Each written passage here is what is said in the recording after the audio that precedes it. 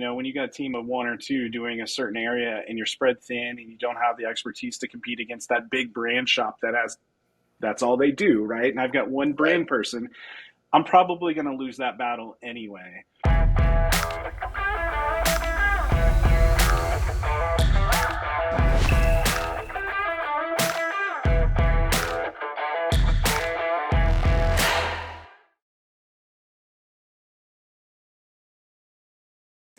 Hey everyone, I am Lee McKnight Jr. I'm the VP of Sales for RSW US, outsourced business development for ad agencies of all types, and this is Cut to the Chase.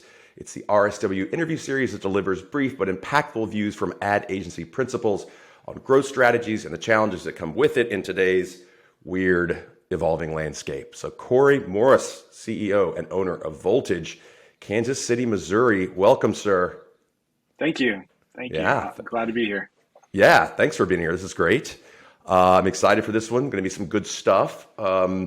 So several things I want to talk to you about and get into with you today.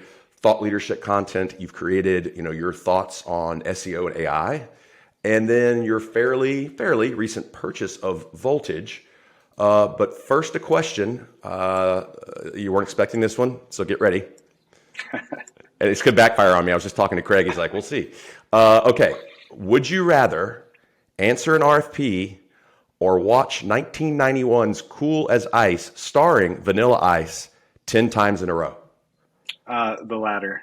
Vanilla Ice all day long. Really? Say what? You need a psychiatrist. Okay. Have you seen that movie? Probably when I was a kid, but I think you've it's chosen bad. poorly, sir. Damn, what the hell's wrong with you?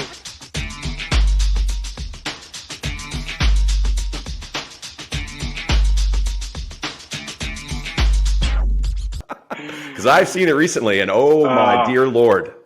Well, yeah, Okay. then after a couple times, then maybe I'll jump back into the RFP. No, we're good. Actually, we're 4-1. No, you're only one person has actually said that I'd rather do the RFP in the last episode, and I didn't know what was happening. But okay, good. We've broken the ice. That's great. So for folks watching, for agencies watching, let's start with some context. So Voltage started in 2005 and was originally Voltage Creative, correct? Correct. So tell us a little bit about that move. It's kind of interesting, kind of from that creative shop to really what you are today. Yeah, it was founded by the original two partners, a two-man team back then. They both had creative backgrounds way before, not way before, but at least a few years before the open source web revolution. So there was some digital stuff that fell into creative, like flash banners and things for the web back then. Oh yeah, In right. addition to a lot of just traditional creative. Even as a small shop, as they grew and added on a few creatives and designers, graphic designers, they were still doing. They had a couple of AOR types of agreements with a big nonprofit, and doing a lot of publications, just traditional design and advertising work. Within the first couple of years, though, they were asked, "Well, okay, now can you help me with my website?" So that sparked the okay. Now, even though we're Voltage Creative, we're a creative studio or shop. Let's add a web developer into the mix, and then add another. Okay. And over time, web actually became the biggest profit center, biggest service line for them, surpassing the traditional creative work. But they went hand in hand, and there was a lot of back end and hard coded stuff, and then the beauty of open source happened, and WordPress and everything else emerged, and that made Sure. it a lot more approachable. Okay. Interesting. So let's keep going a little bit. So as far as your client base, and we will have the link to your website here in the description, definitely see some strong regional work. I mean, it looks like you are more horizontally focused, as far as, Yeah. as verticals. Yeah, I mean, has that always been a part of the strategy? Yeah, it's interesting. So let me get you into the next segment of the story. So I joined the agency in 2013 when the next question came up. It's, we're doing all these websites, we're doing a lot of creative and brand work. Now the question became in 2012, 2013, can you help me drive leads, traffic, and sales? And that was the light bulb for, okay, we should look at adding in digital marketing. So I joined the agency. They took a risk adding that as a new functional area at 6 people at the time. 5 Oh, people. wow. I was the sixth. So I was the one person marketing team, digital marketing team. I was ready for something else. I was leading an SEO team and informally leading paid search at another agency. I had email marketing experience in my back pocket. And so I looked at the market. I'm like, I can either go all in a big agency's SEO team and work my way up there, or diversify. So I chose to do that. And then so we're doing branding and creative, we're doing web, and now digital marketing. And that was an opportunity to grow. Okay. It grew exponentially, but it's pretty easy to grow exponentially when you start at zero, right? So it grew in infinity year one, but then it went to then it became exponential. So I came in 2013, and rapidly I was learning how to go from being a leader of a team and a tactician to someone who could bridge the gap of talking to business owners and marketing directors and translate get out of the nerdery of SEO and talk about the business outcomes and their goals and connect some dots.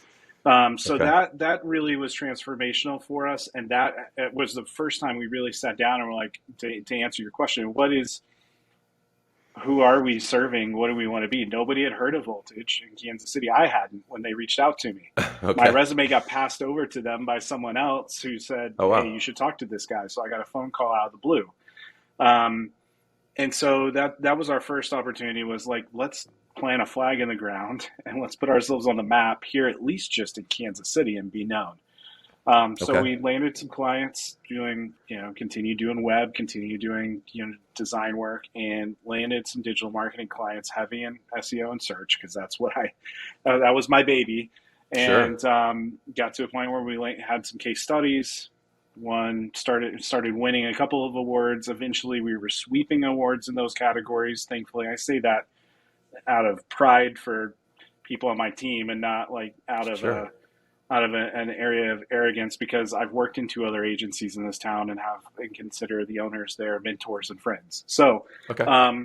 then that eventually allowed us to say, okay, we don't have to be. We've done enough in Kansas City. We've announced our presence, and now we've moved into other iterations where we used to use the full service terminology, and Okay. I learned quickly we needed to get that way out of our vocabulary. We were a digital agency that does this, this, and this. We do Yeah. 3, so most recently, before our next evolution, which I can talk about a little bit later, is we've been an digital agency that does branding, websites, and digital marketing. And Okay. that has been taking us up to 2023 from probably 2015, served us well. So Kansas City, yes, there's a lot of brands and organizations you'll see with connections here, but a couple of 3 or 4 of our biggest clients are on the coast as well. Okay. Yeah, it's interesting that at one point you did call yourselves full service. I didn't know that, so that's We interesting. kind of did, or we called ourselves a full service digital agency. Yeah. Okay. That was when I was the marketing team of one, trying to figure out what Right. we wanted to be. That's really cool. As an aside, the next song I write will be titled "The Nerdery of SEO." I'm stealing that from you. Do it. I'll give you some. I'll give you some credit. Yeah. I love it. Anyway, so I'm going to put you on the spot, since we are a business development firm here at RSW. I'd like to ask at least 1 or 2 questions around that, and so let's ask now: what is the Voltage point of difference? Yeah, we've gone through, that's what we're processing and working through in 2023. I am Okay. so excited because we're unlocking a lot of stuff. We've Nice. gone through and sought, third party workshops, and maybe as much for accountability for me as it is for us to move forward, as it is for the tools for it, but to niche down further, right? Being a digital agency is not narrow enough, right? I mentioned the full Mm. service terminology. Yeah. That was already that was, I recognized that years ago, was way too broad. Being a digital agency seems too broad, because the question is, how do we sound or look any different than 8 other websites, 10 other 20 other websites? If somebody's going down Google and looking at our content, and they Googled SEO agency or web development agency or digital Okay. marketing agency in Kansas City, or just generically. So we found in web first, right? How things get commoditized, whether they're truly that way or not, in sales messaging, in positioning, in trying to get the point across. So if we've got a $75,000 custom quoted WordPress site that does all these enterprise things, and we're going up somebody's $5,000 freelancer website, that's a template, $99 template off the shelf, right?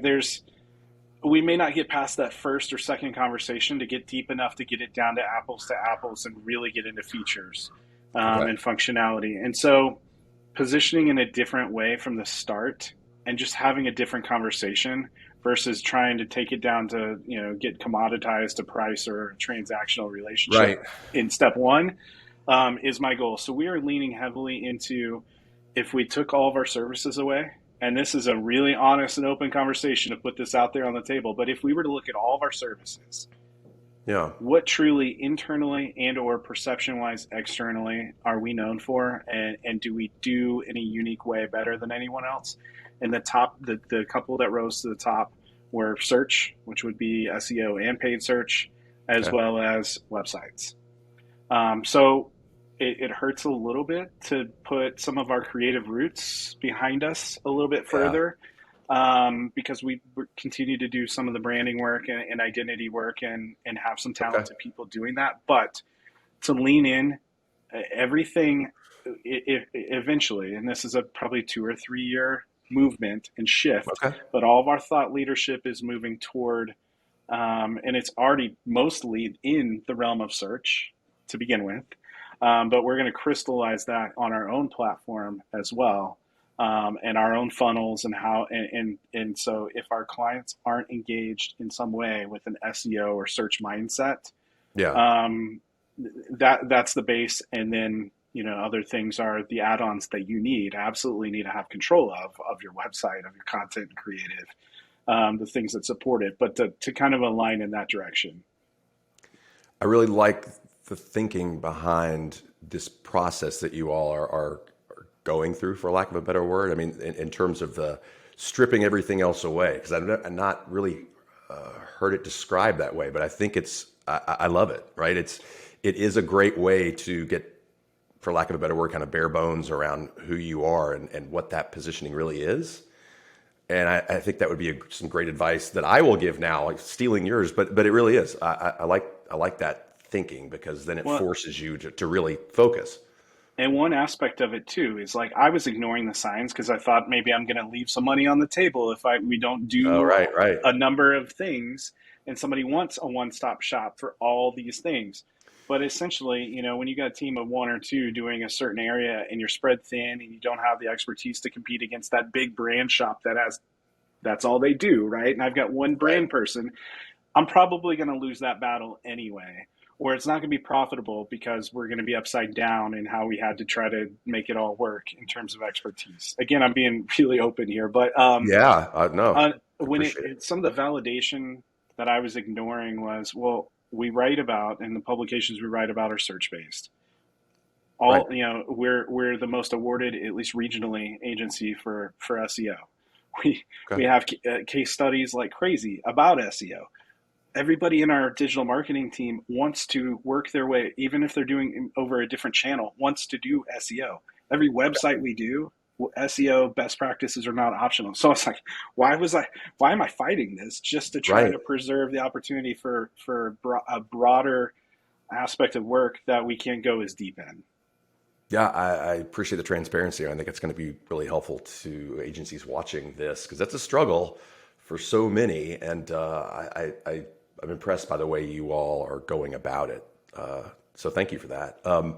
So let's switch a little bit, because in our last episode 4, we talked to James at Charlie Uniform Tango, who he and 2 of his partners had purchased that agency. So I thought it'd be interesting to hear your take.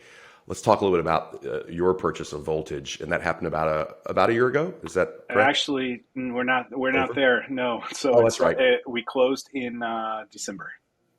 Excellent. Okay. Wow. So it is fairly recent. In some ways, it feels like a year ago. Right. So a few things about it. First of all, when did you decide, this is what I want to do? It might be maybe hard to tell me, what was the pinpoint, but when kind of did you really realize, oh man, this is what I want to do? Yeah, so I came to Voltage in 2013, as I mentioned earlier. Hmm. In early 15, the original two partners of Voltage, one was exiting on good terms, and it opened my eyes because I'm like, okay, well that partner, another partner is going to come into the mix, or another company was buying, partial stake, and that's when I started thinking about it. I'm like, I'm in my 30s. I made this move that I had just made a couple of years prior, from the first and only agency I'd worked in, hit kind of a ceiling there. Now I'm trying to figure out, now they're going through this. Well, what if I wanted to be a buyer in a year, or 5 years, or 10 years? So Okay. that's what sparked it. I wasn't ready then, financially, experience wise, maturity wise. I've always been a serious and mature person, but like in terms of getting it all in order and having the intestinal Sure. fortitude that it takes to own an agency. I'm glad I wasn't naive thinking I had it and then find out the wrong way. But Yeah. I actually took, I was during that period, I was offered a job at another agency, Oh, wow. wonderful Okay. people who I love. I took it. And then I boomerang back 16, 18 months later. And when I came back, that was one of the topics we talked about and we were giddy about from the start, Okay. was that path. But it slowed. We got so busy from 18. I came back in 17, and we were so busy 17 through 21 that it was just a back burner topic. Okay.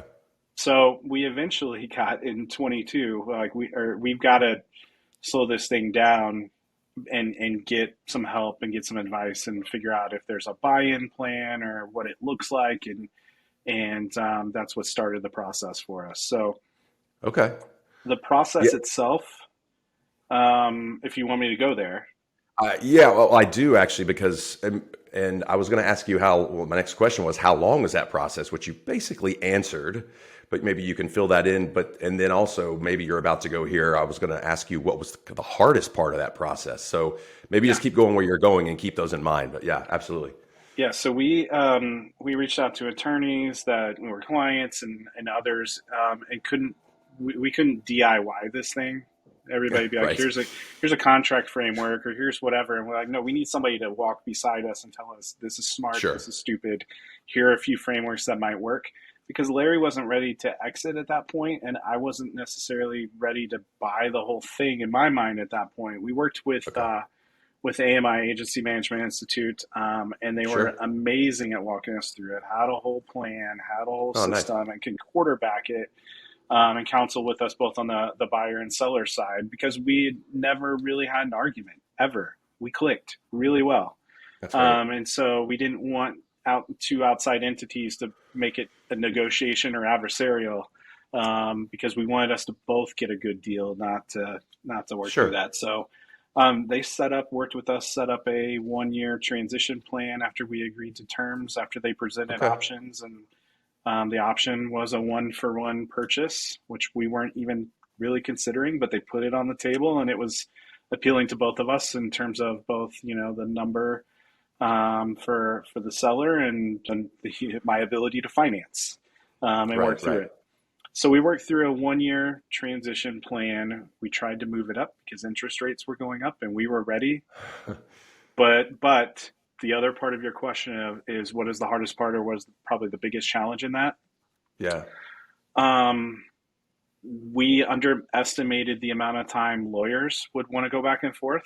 Ah, yes. The And lawyers. because I utilized, financing, how many hoops of compliance and things to jump through, and mounds of Okay. paperwork, Okay. especially if you utilize an SBA loan. So you add the government in there too. So Oh, yes. Wow.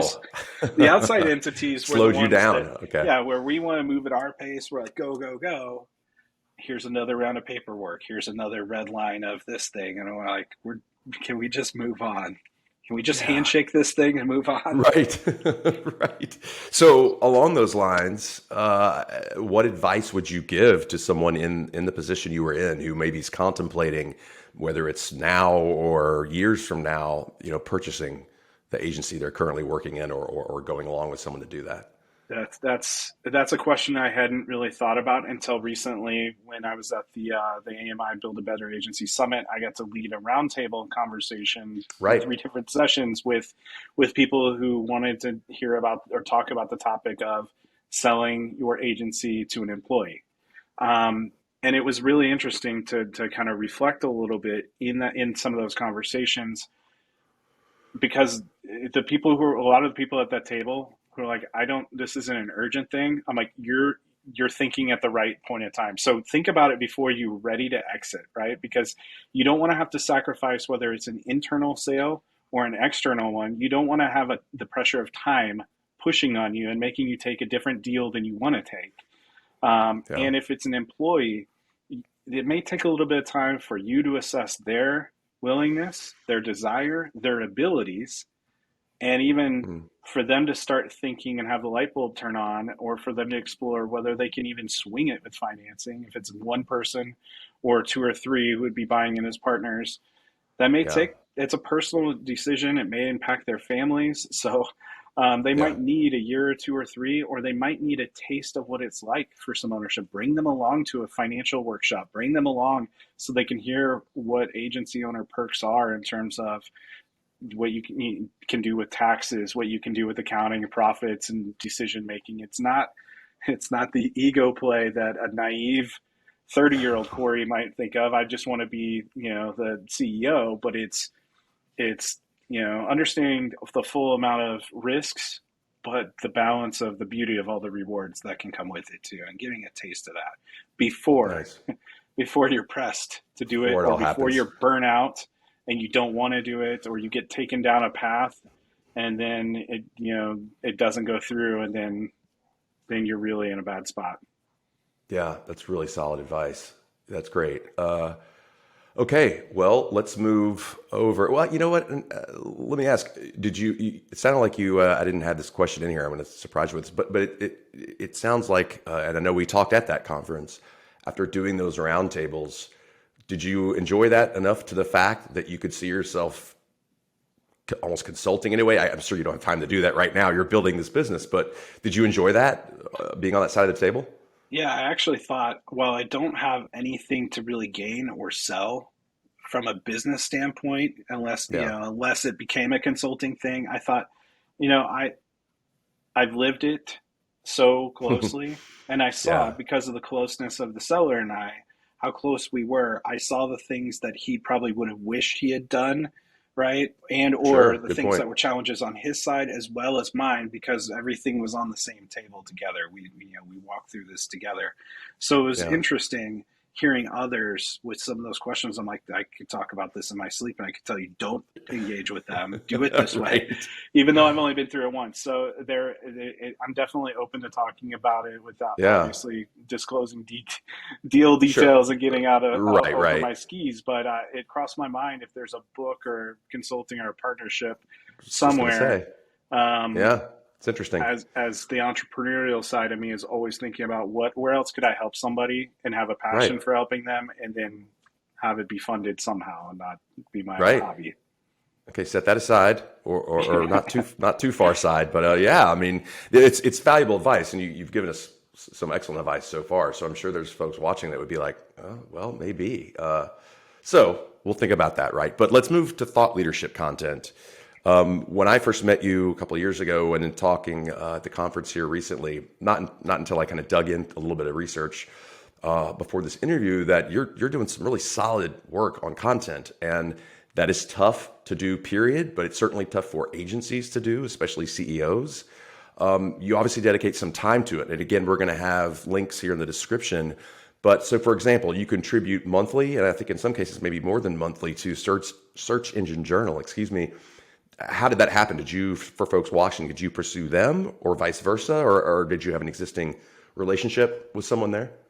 That's a good question, and it probably is a cumulative effect that built. I mentioned earlier we Okay. started building case studies and winning awards. I helped co-found the Kansas City Search Conference, and I worked my way onto Oh, the nice. global board of what used to be Search Engine Marketing Professionals Organization, SEMPO, which is now part of DAA, and that's a long story. But through some of that just build up, and I had the chance to. It helped me. Probably the first point. If I point back to badges back here, I can probably find the very first one that says speaker on it from SMX Advanced, or I mean SMX West in San Jose. I just I had built up enough credentials where it looked good enough on paper. I felt like Okay. I maybe had some imposter syndrome and felt like I was faking my way into it when I was pitching No. to speak at the conferences. But I'm like, I know this. Okay. I do this day to day. I work with web developers. I can talk. I can code. Sure. Um, so, or we'll say that lightly. I could. I could write HTML and We're gonna go CSS with back then. Back then, I it. can't anymore. Yeah. And I got selected to speak at my first conference. So that became another kind of credential I used Sure. as I'm building up, and then I was able to network and get into some of those speaker circles in other areas. So for me, it came from speaking first, and then over to getting introduced to the then executive editor of Search Engine Journal, who I didn't know for years. I knew of her, and then I met her and realized she's Okay. here in the Kansas City region. So we grabbed coffee and Nice. went through the process and got it added into the editorial calendar. And that has led to others as well and continued speaking things. So I didn't go for it on day one, Okay. but there's a lot of networking involved. I'll say that because I've had a chance with other colleagues to get them connected to editors because they'll Okay. ask contributors, who do you know who would be a worthy person for us, a referral to be a contributor to Search Engine Land or Search Engine Journal? I'm right for both of them separately, Right. in a non-competitive way or not. But there's a lot of opportunities getting into those circles. So I'd say first, just even if you don't win the pitch to go to the conference, or I mean to speak at the conference, go to the Yeah. conference. As these shows pick back up, or a virtual, make friends, network. So I'd point back probably Yeah. to one of my early articles about how to network and get the most out of a conference, um, as tips that would work you into those circles. Because so many people are just nerds like me in the search community, where early on I see that put them on a pedestal, certain people, certain names, because they were, the founders of, SEO, or were doing it before it was called that. Okay. But starting to approach them and network and work my way through networks, and to get into different types of thought leadership has helped. Yeah, and it's interesting because I was going to ask you next any advice you'd give to agencies, on creating content and keeping up with it, and just breaking into it as well, which are two separate questions I realize now. But it's interesting because so many agencies that I personally know, the answer in terms of breaking in to somewhere, to a something like Search Engine Journal, for example, would be, well, I wrote content for years and I built up this bank, Yep. and eventually kind of, but that's, interestingly, and you don't really hear about kind of the networking side of it as often. So I think that's great advice there. But I will answer, or I should say, ask the second question of you that I just mentioned, which is any advice on keeping up now that you're there, on keeping up with that content and just the ongoing creation of it, because it is tough. Yeah, so I, for both publications, am asked to pitch monthly what I want my topic, and right, and Okay.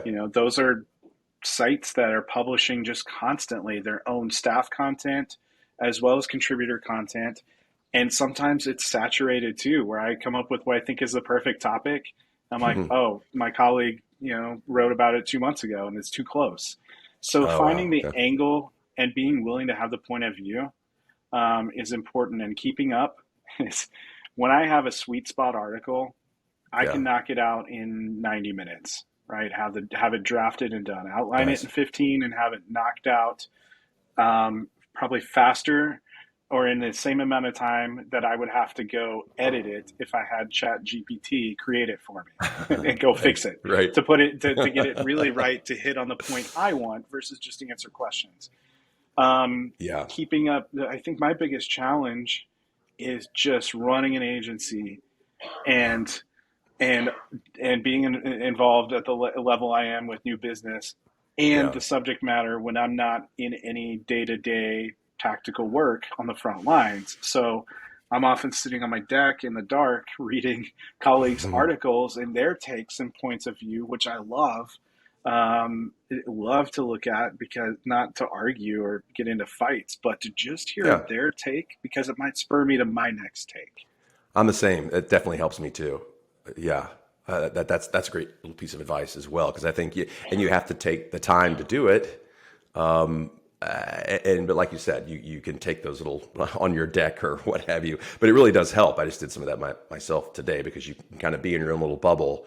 And as you said, it's not that you're trying to start arguments or what have you, but it's really, to get that other take can be really helpful. What funny thing is, I 5 months after I wrote an article, pitched the same topic, and the editor's like, not only has that been written about recently, you wrote it. Like a couple of years ago. I'm like, Nice. see, I'm at more risk of plagiarizing myself or what's in my head than That's anyone awesome. else. I love it. Oh, that's great. Well, let's stick on this for a second, because I know there was a piece that I really liked. Again, we'll see links in the description. That was in search engine land, called "The Future of SEO and Why It's Not Dying." And first, I want to just point out and thank you for acknowledging in that piece, in the first paragraph, the delicious clickbait that is a version of anyone saying something's dead or dying. Which you actually said in the piece, that I know everybody says SEO is dying or what have you. So I love that you acknowledged that, the delicious clickbait. But then let's talk about that piece, because one of the first things you get into in the subheadings is, what does AI mean for SEO? Can you give us a little bit of your take on that and kind of summarize what you had in that beginning? Yeah, absolutely. That was one of those, I nailed that one at like midnight on my deck, because that was fresh off of conversations at 2 or 3 different events over a few weeks with colleagues. And I was asked multiple times, like, hey, Corey, you're the SEO guy, or they heard my story. We talked and gave a story similar to what I did about our leaning into SEO, and they're like, oh, really? Oh, are you leaning into SEO? Are you sure SEO is even going to be around? Yeah, right. So that's the big distraction for agencies, for freelancers, contractors, strategists, brands. There's so many shiny objects out there with AI, and what is generative AI? Is it going to replace the search experience? Yeah. Maybe, probably to a degree. Is it going to do it overnight? Well, no. I know what's working now, and we should not get too focused on what is to come and not focus on what matters now, especially in the weird economic times we're in, that if you take your focus away for a second and lose, a handful of leads for your client, me on the agency side, my team's too distracted. We're not going to deliver the value that we bring to our clients today. Now, if we totally go under a rock and say, I want to ignore that intimidates me, that scares me, then, and don't leverage it, and our competitors are and can do something for half the cost, or they've built things that automate the low value things that we do, then that's a problem too. So it's finding that balance. Right. And I kind of unpacked several ways to leverage it, but some of the distinctive points are, for years, even without AI and automation, just with tools, right? People would lean on tools and tech, or not have a planned out strategy and just jump into tactics. Right. And the mileage will vary with that very quickly. And if there's not a human who's a problem solver, who has seen this before and knows how to navigate the tech, which AI is definitely tech on, be way beyond tools or auditing tools or whatever it might be. Yeah. There's so much more to understanding client here, and to distill it down.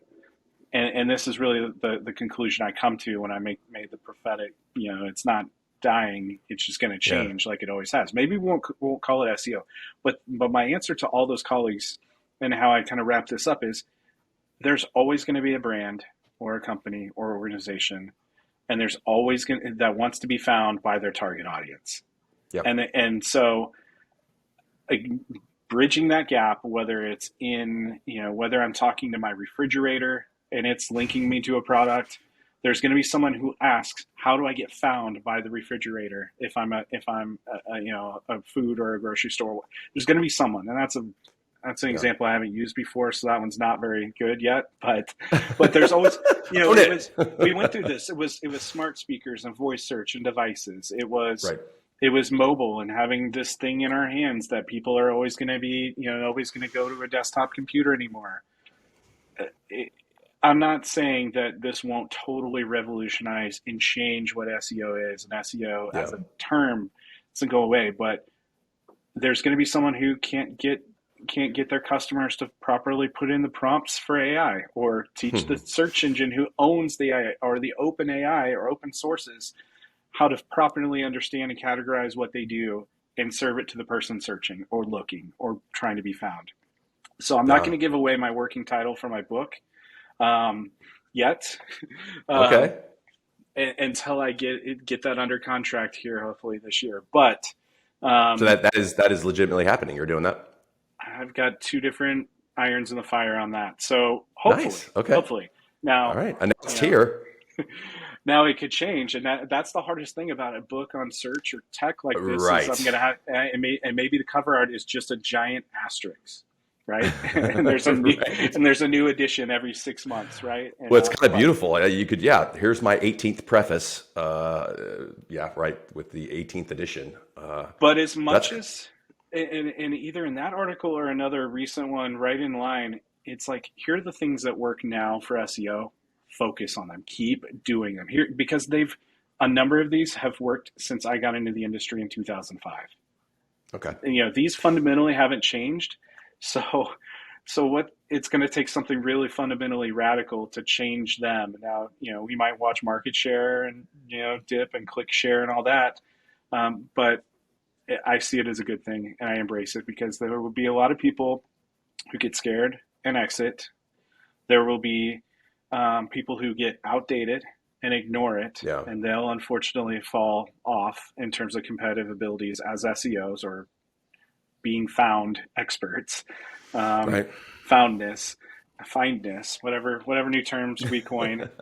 And then there Right. will be those who will rush to enter it, seeing it as an opportunity, and say, I'm going to go just automate everything and not have a human experienced strategy brain put on top of the tech and do some really damaging things for some brands as Yeah.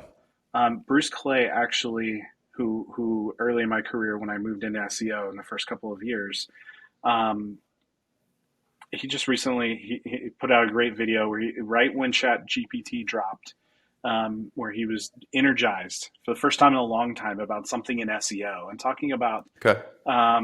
again, how a lot of the human element and a lot of the things that um, that are needed are important, because much like, Google is still going to look for the best content experience and best reward.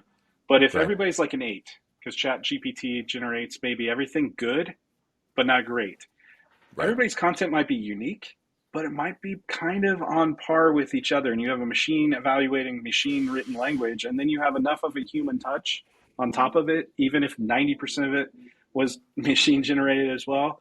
Just be Right. one step better or two steps better, and everybody's, and this is me a little bit, not as much Bruce, but it's like you can rise above that and have that opportunity. So everybody who's got it on autopilot, it's going to be good and probably better than the human done SEO of 15 years ago.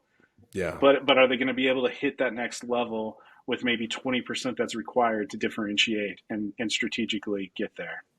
That's what's exciting to me. Yeah. And yeah, I think that's such great advice overall. And it's an interesting parallel. I won't get too deep into this, but with what we do with business development, where, I think half the sales emails I'm getting these days are generated by AI or bots or what have you. And we are on the same page, you and I here, what you just said. And as a company, we are, in terms of having that human element to guide. And we're embracing this too. And we're looking into AI and chat and Bard and all of them to see how can we help harness this to make our jobs easier and more efficient. But at the same time, to your point, we would never just give it over fully to, and it's of course not, because it's too early for that now. But it's just an interesting parallel to business development that I hadn't really thought about until you had just said all And that. even So as consumers in life, I did a different interview a month or two ago, and was asked about, should there be like a timeout on AI for the summer and all that. And I'm right. like, I'm not smart enough to be in that conversation, but I do know that I'm I'm 99% sure we're going to see a lot of junk and a Oh, lot of low quality stuff before we yeah. see the neural pathway imaging stuff come to life. Right. When my refrigerator is trying to be smart enough to know what to auto order for me, and then it can't understand that, my kid took out and didn't put the milk back, and I get 3 gallons of milk, Right. right? There's going to be a lot of junk. And to your point, we're Yeah. probably seeing it. I see the uptick of cold emails, and it makes me, while I have, our own new business strategies and outbound and inbound, where I'm like, it's one of those areas where it makes me cringe, and I'm like, I don't want to look like one of those people, because Right. Exactly. I know what it looks like every day in my inbox and how frustrated I Right. get. 100%. Yeah. No, totally agree. Well, thank you for that. Okay. We have a couple more. I want to have some little fun now. And I'm going to ask you to give us the strangest or weirdest or oddest thing, a client ever did or requested of you. I This is have going to be some anonymous, I assume. yeah, no, I have a few that I'm not going to dig into, but here's a Oh, fun one. So I'm going to go with fun. okay. I'm going to go with That's fine. fun, strange, but for a fun reason, Okay. to not incriminate anyone in Okay. terms of, of those requests. But we were asked by a company who works with home builders and does tech installs and houses home automation a couple of years ago. So a sports superstar was about to build their dream mansion after they got a $500 million contract. Ooh, okay. And this home automation company, who was a client, works with one of the builders who was being considered. And they were one of two options that builder uses for this service. So we Okay. were asked, because that at the time that person's either wife or fiance was making the decision and is a big time social media and influencer type of personality, Oh, it's we getting were better. asked to create an entire to do almost a takeover of their homepage and all of their social content and channels, to target it, to basically change all the imagery on our homepage, change our messaging on our homepage, and create a whole, fill up all of our social channels with a campaign of posts pretty much targeting one person. So do you know any B2B or even B2C company that would change their homepage and create a series of posts and Everything. content for one prospect that they think will make a decision on what company to go with based purely on social media content? Wow. And this is just this. I mean, this was trying to get it to happen. This was their Trying to get it play. to happen, thinking that person would Oh my purely God. evaluate whether we're the right company for them based on our Uh, homepage and our social media content on all the platforms. oh my God. And Runner up, runner okay, up. really? Didn't win it. I'm not saying, I had no argument with it. It was exciting. It was way under wraps Sure. in terms of confidentiality, but Okay. um, it was different, and it was a Yeah. strange request. And some work. Wow. Okay. Yeah. No, I like that one. That's pretty good. Okay. This has been awesome. One more question.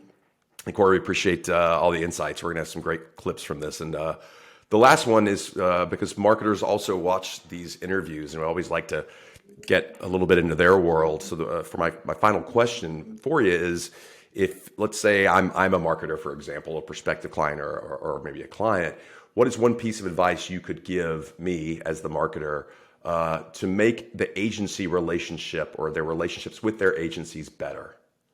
Yeah, so I have three things. I'll give you Oh, the biggest one, but I okay. have three that are the three things that tank a relationship, from my Okay. side, from the agency side. But the Great. biggest one is not in the tactical realm. It's not in. It's not even in um, results necessarily. It's how you start the relationship and the Mm, clarity and communication of goals and be on the same page and making things objective. So making things as objective versus personal is key. And so one key thing that we do, okay. whether it's a website or a marketing campaign is to have a documented strategy, have it on paper or in a doc. Yes. that it makes it black and white what all the definitions are, what a conversion goal is, what a lead is, what the funnel is, who the target audiences are, what research we used, what informed, what our marketing plan, and have all that in the marketing plan before you start, because then there's no, well, we just rushed in SEO, or we rushed in, turned on those PPC ads, or we started that drip campaign. And yeah, maybe somebody threw around verbally a goal of we'd like 10 leads a month or 20 leads a month. Well, has anybody calculated full ROI on that to know? Right. Have we looked at all the other resources on the client side, if they're producing content, or who needs to approve, or how this can get slowed down or delayed for that ROI cycle? So, or does it get personal? Because it's like, well, I thought they said in that meeting, or you said, or we get 6 months in, and it's like, we haven't gotten as far as we wanted to in the plan. And so if we have to adapt the plan, things change. Like Google changes something, your competitors change something, you launch a new product and you want to change your product hierarchy. Okay, cool. We're going to go back to the objective thing, the plan, and we're going to adjust the timeline. We're going to adjust the goals. So now it's not like me or you having an argument about what or a disagreement or a debate about like what's worthwhile or not, or it's verbal. It's documented in a place that is a living, breathing thing that is our source of truth to go back to no matter what happens. Excellent. Where marketers were fast to, on the brand side or agency side, let's go get it done, right? And we might have some big, ambitious goal we want to hit. But most campaigns take time. And, how do you know at 6 months in or a year in that it's working? And if you have more than one definition of what's working or not, that's a problem. Yeah, right. Okay. Great advice. Absolutely. Corey Morris, Voltage, thanks for being with us. Folks, we'll have all these links, as I said, in the description. Go check those out. Go check out Voltage, especially if you need that kind of help. They're here for you. And Corey, thanks so much, man. Appreciate it. Thanks, Lee. I appreciate it. Words of wisdom. Drop that zero and get with the hero.